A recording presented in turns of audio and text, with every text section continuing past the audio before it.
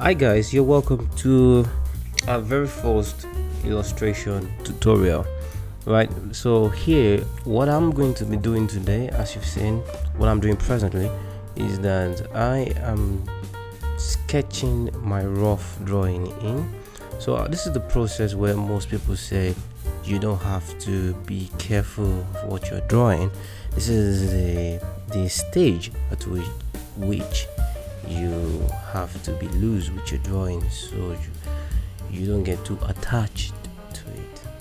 Okay, so what I'm doing here is I'm just trying to get the overall pose in. Part of the tutorial I watched here on YouTube is where I got the information that making a clear statement of the pose is really important at this stage. So I'm trying to rough in quickly the pose. Let me just confess, I didn't. What I'm doing right now is off of my head. It's not like I have a particular reference in mind for this particular drawing that I'm making. So that's why you can see it has to be rough. You don't have to spend much time. But me, sometimes I spend much time on it. Like you see, I'm erasing and redrawing and erasing and redrawing, because I don't have to be too hard on myself. This is self-learning. You have to give I have to give myself some credit. So, and what is helping me at this stage is my loose or my small understanding of anatomy and where what should be. And also I use what I'm doing right now to the tie is I'm using wrapping lines to help me see the form of this drawing. So the wrapping line is one of the techniques you can use to remind yourself to know where or which angle you are drawing in. So there's, like I said, there are several principles that can assist anyone who's trying to become an illustrator or trying to know how to or perfect the skill or the art of drawing. So then the foot, like I'm drawing right now, what is in my mind as I'm drawing this is the shape of the leg itself. The shoe or the footwear wraps around the leg. So if you understand that how to draw the leg, you can just assume that what I'm doing here is just trying to carve out the shape of the leg, but not the toes, without the toes. That's how I make sense of this one. So as you can see, what I do often is to erase. I'm not afraid to erase, and yeah, so right now I'm trying to explain to you. You can see that the second leg is farther away from the first. It's like up.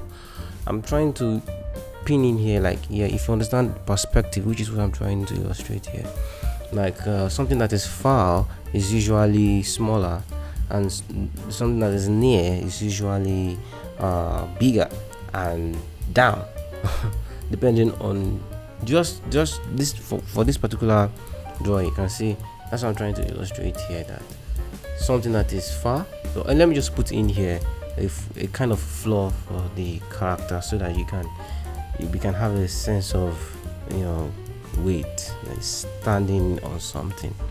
That's why I'm scribbling something right now, so that it looks kind of nice. All right, so let's move on. Let's move on to other part of the drawing. So I'm trying to chip in here the arm. Right, so I think also what I'm doing, you can see right now, I'm also using the wrapping lines again. I try to use all the principles that I have been taught or have learned, to get this thing right. So the hand, I use the simple shapes to get the hand in. It's a mid. I don't know what to call this thing, but then what I'm doing here is drawing a square, and on top of those squares, I will try to input my fingers. So the fingers, the way I want the fingers to. So I'm trying to challenge myself here to get the fingers right, to get stuff in without and too much difficulty. And mind you, this is the rough stage, so I'm trying to be as perfect. See, I'm still erasing here. I'm trying to get it, even though the tutorial says uh, you should be loose at this stage without having too much care of stuff. But I think, in my own opinion, because when you're learning on your own, you have very little people to communicate or share opinions with. The best I can do for myself is to try to get this step right. Okay, so but then I'm not concerned about the look or the beauty of this character. I'm just trying to get the pose right in. I'm sorry that my rough sketch is taking a little longer than it's supposed to, but this is me, right?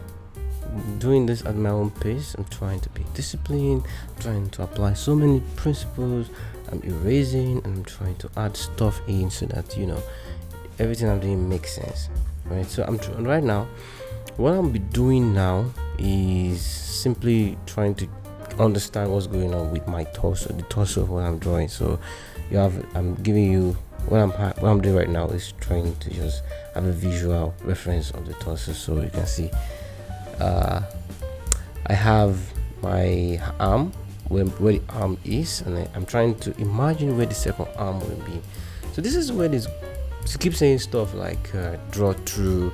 You have to understand drawing through, and this part is usually uncomfortable for me. You know why? Because I have to draw through and erase what I've drawn earlier. But apparently, you cannot get the next thing if you don't draw through. Now I'm drawing through right now with my understanding of anatomy. It's not in-depth anatomy, it's just basic anatomy here. So I know where the shoulder or stuff. I don't want to mention the names, so I don't sound like I am a biology or anatomy expert. Okay, if I look it up here, it's called deltoid, and I know that after the deltoid we have the bicep, based on the angle that this hand is going. So I'm using this to determine what will reveal on top of the character's head. From this angle we can't see what's going on behind the head. So I don't want to just assume this is what's going to happen there, but the way I get to know what will be at the back of the head is to try and rough in the proper part of the body that we did and erase out what I don't need. So what we have here right now, but I don't like this hand. It looks somehow, so it looks like it's attached to the head. So what I would do now is to try and draw in through again. I'm drawing through the head to understand or to determine or to carve out another hand position, because I know that and with this, the other one, I don't like it in terms of silhouette. That's another thing that I learned, that when you're drawing, the silhouette should be clear without any doubt of what the pose is doing, and having the hand on the head is not looking right. It's not attached to the head. So but what I'll have here is put the hand to the side to make it look like it's a side like that. Again, I'm trying to draw from my imagination, and I'm using some of the books I've read, the anatomy and all that, to bring this character alive. Draw this character, bring it alive as animation. So now I'm raising the part in the head because I don't need anything there. We have to put on the facial features. Now, like I did the other time, I'm also going to draw something that looks like a square and try to draw a guide for the fingers, and then I'm going to chip in the excuse me, I erase a lot because everything I'm doing is still experimental, and I'm trying to learn. I'm not so much of a perfectionist because I'm just trying to get the drawing. I don't most of the time. Yeah. So what helps me is this idea of wrapping lines. I like it because when you are dealing with is it convex and concave wrapping lines, they help the lines, the way they are curved, concave or convex, they help you instantly see where the character is heading or what the character is doing. So I use that all the time, especially when I'm drawing something called foreshortening or perspective. Any of that I draw using wrapping lines. So I'm also always conscious. So right now I'm going to reduce the hand because we have to create that disparity that one hand is far away from the other, and the only way to do that is to reduce this hand, while the first hand I'm sorry, the first hand is increased. So we have I'm just trying to check now. What I'm doing now is trying to map out where the face will be. So I am going to be erasing, like you're saying here, I'm erasing the high ridge. I'm paying attention to this stuff. So I'm going to draw in the mask that I've heard so much about, so that I can understand the eyes. And after that, I'm going to draw in three circles for the eye, because I want to maintain proportion, minding the fact that this is drawn at an angle, right? So if I draw three circles, I will erase the one in the middle, so that I've read again this is another YouTube tutorial that I got, that if you draw three circles, you'll be able to get the proportion of the eye and the angle and the everything aligned. So I'm now going to chip in the nose ridge and the nose ridge and the mouth section.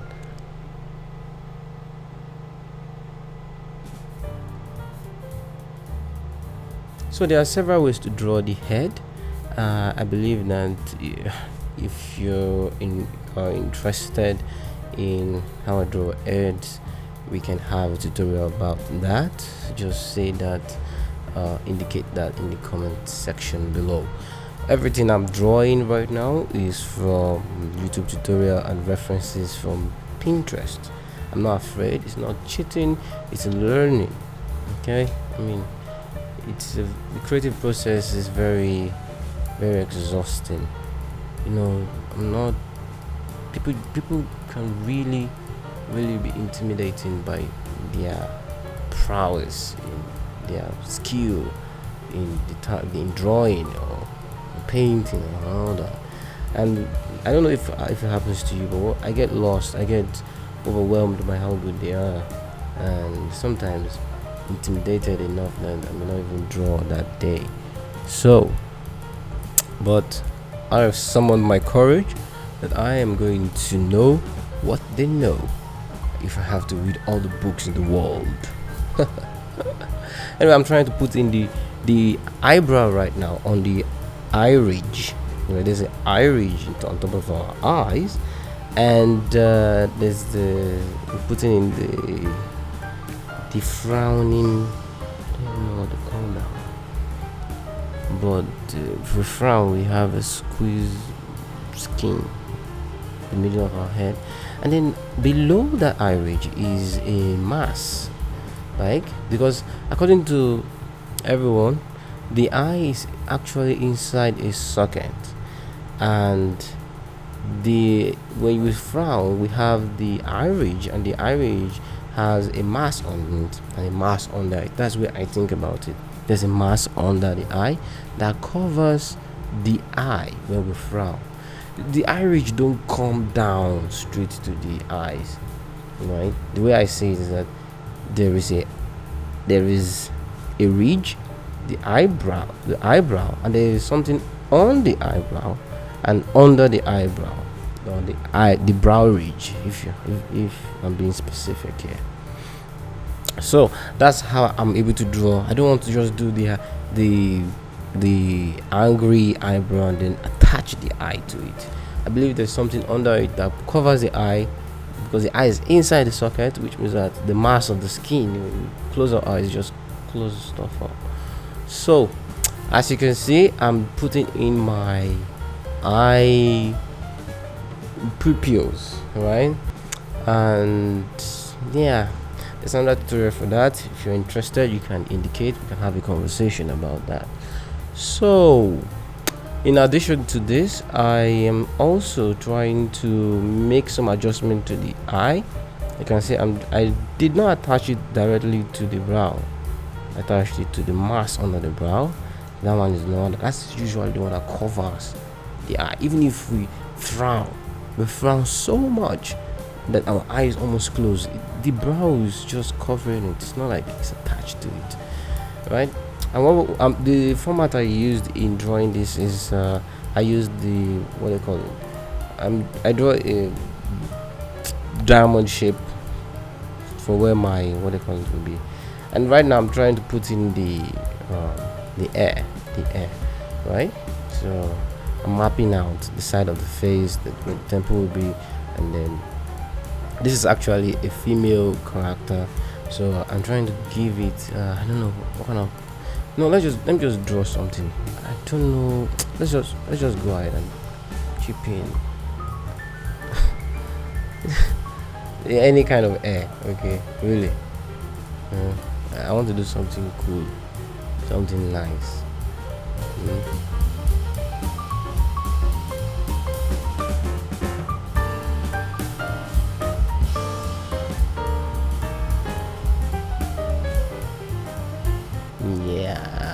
Yes, something like this. Yeah, I may change it later, but this is looking good for me. Yeah. Okay. Yeah, I like this one.